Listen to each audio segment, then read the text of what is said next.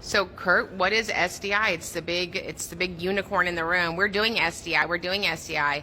He's in the classroom. He's in special ed. He's in here. Is that SDI? Karen, SDI has to be something different from what we do every day in the general education classroom. We need to be able to ask a very simple question to educators, to schools, to classrooms. What are we doing differently for this child?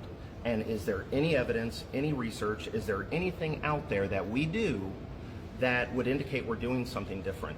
That is the entire, in a nutshell, what special education is. Look at the definition of special education. It talks about specially designed instruction.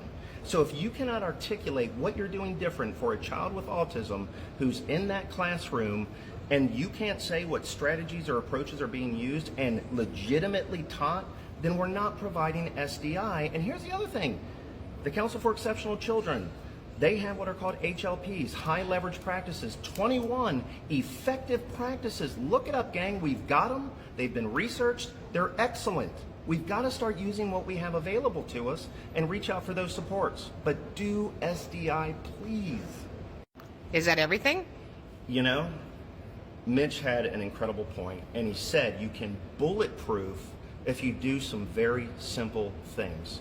When we look at the PLAF, we look at progress monitoring, we measure it, and it doesn't have to be fancy, gang, but we have to measure it, and it has to have meaning, and then we have to have something a little different than what we would do in the regular ed classroom. And this is so important, people. Placement is not strategy. Placement is not intervention. It's not specially designed intervention.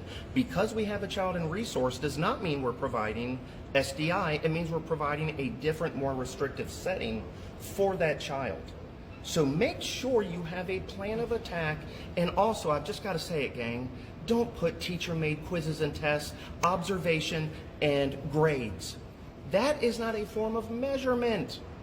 Curriculum-based measures. There are so many forms to legitimately assess a skill that is in a goal and measure it reasonably. 70%, gang, do not ever use 70% again. It tells me we did not truly find a deficit.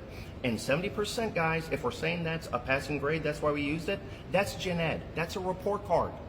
Find the baseline, where they start, set a meaningful goal that will help them, and measure that sucker. So can you tell we're passionate? We'll see you on that webinar.